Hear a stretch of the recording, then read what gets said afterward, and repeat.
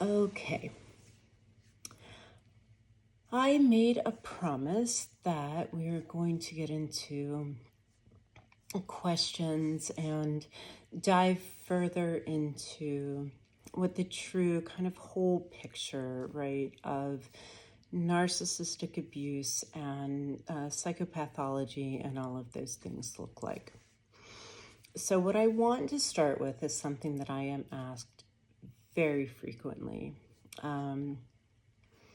I work in a field where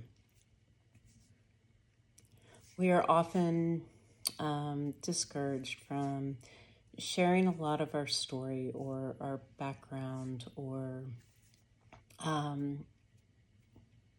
a lot of personal details. And it is something that I do not ascribe to. I'm very open with my story. And a lot of that has to do with the fact that I was forced to live a life of lies, a life of secrecy, that a lot of the really toxic and harmful and abusive things that happen in my family, frankly, are still happening. And that my voice, is really the only thing I have, and that my voice matters. So, one thing I'm asked all the time, if I'm writing with clients, if I'm speaking, any of those things, is how did you get through for so long? And my first answer to that is it was definitely not all me.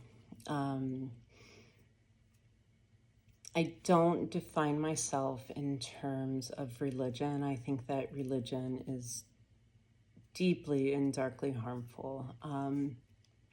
But I am a devoutly faith-filled spiritual being. I spend a great deal of time in prayer and meditation, and it has carried me through some of the darkest times. There's a quote that's very, very popular. It's something that I kind of latched onto when I first heard it. It's that we are not human beings having a spiritual experience. We are spiritual beings having a human experience. And I think many, many times we get into niches that forget all about the importance of the human experience, which is why the importance of things like the LGBTQ movement, Pride Month, mental health awareness, neurodivergent, speaking of our mental health struggles, speaking of our abuses, what we struggle with and what we overcome. Those are all very important, vital human experiences.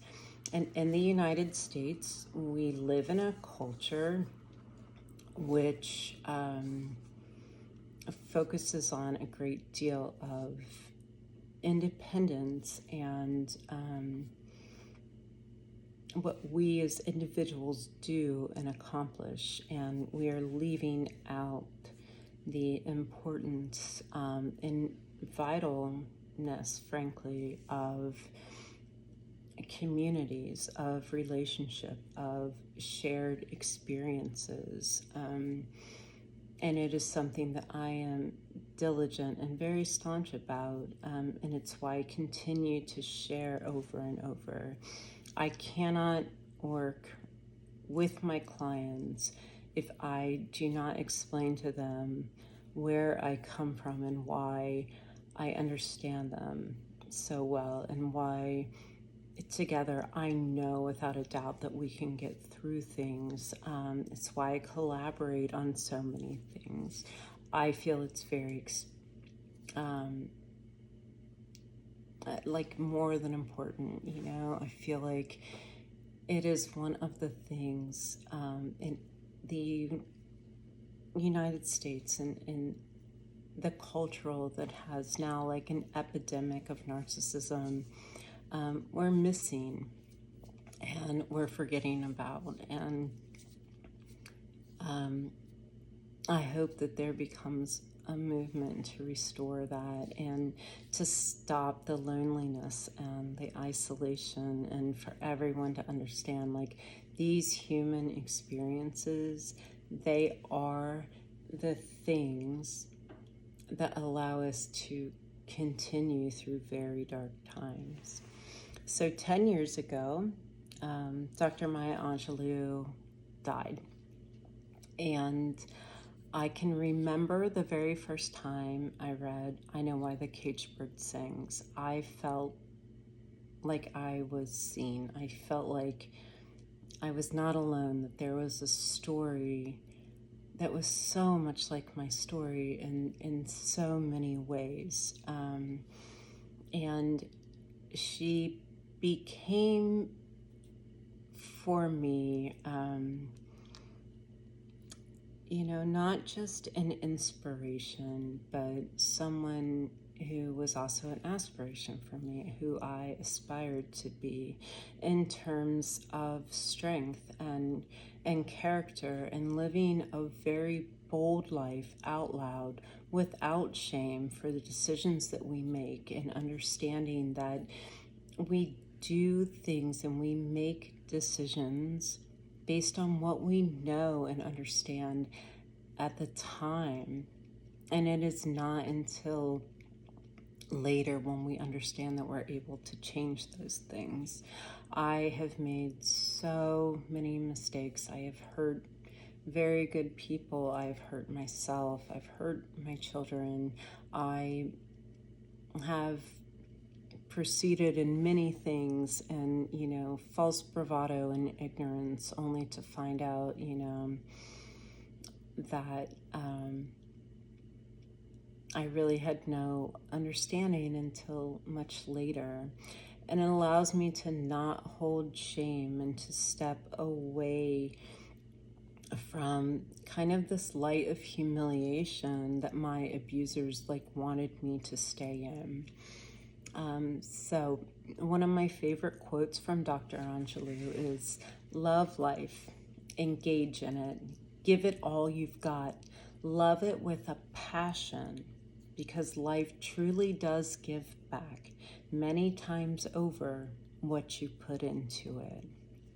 And I've always been a very big believer in go do and go be, go seek adventures, say yes to experiences. It's something that I have encouraged in all of my children. It's huge sacrifices I made and am still making in order to give my kids experiences for their foundation, so that as they grew and matured, they would understand that there is a limitless world to go and explore, and that nothing is out of our reach. And that foundation of going and doing and being, remaining curious, is the thing that takes us far.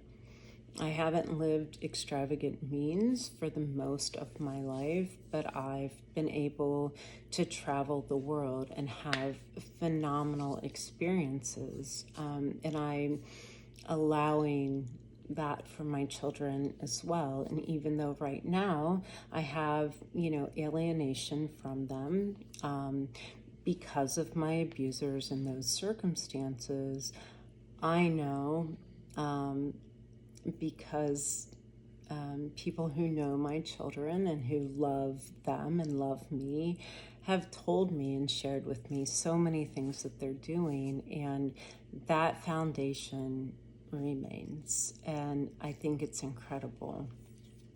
And in line with that is Sojourner Truth.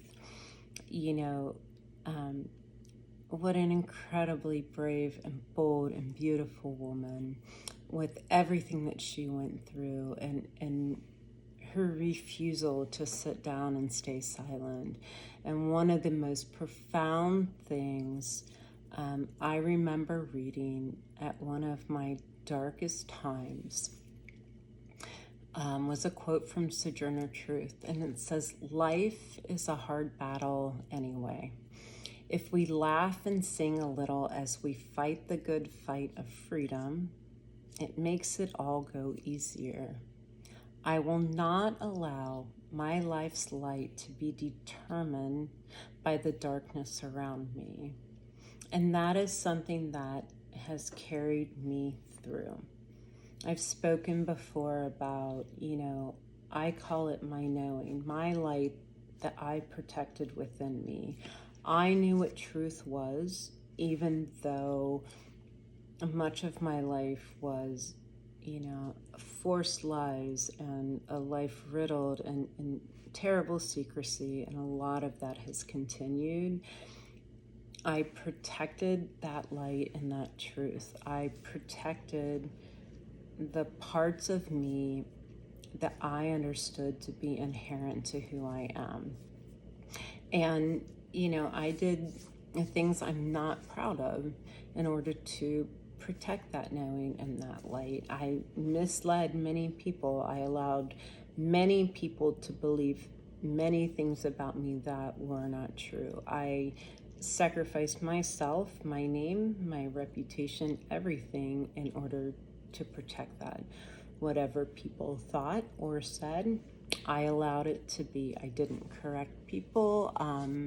And it's something that I stood by, because to me and to people who know and still, who knew me and still know me, they knew what truth was. And while we didn't necessarily understand everything at that time, we did understand the battle that we were engaged in.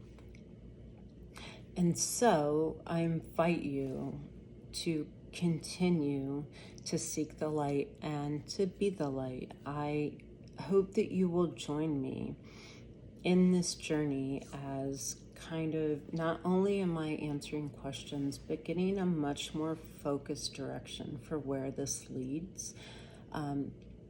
Things that help me, things that save me, food that healed me, self-care rituals that I engage in that have sustained me. At one point, my body was exploding and my mind was imploding. I was on the verge of a psychotic break that I was told, should it happen, I would not recover from. I went from being someone thin and fit my entire life to someone whose body literally couldn't fight anymore and more than doubled in its size. And through all of that, I continued to love the protected me and the light that was within me.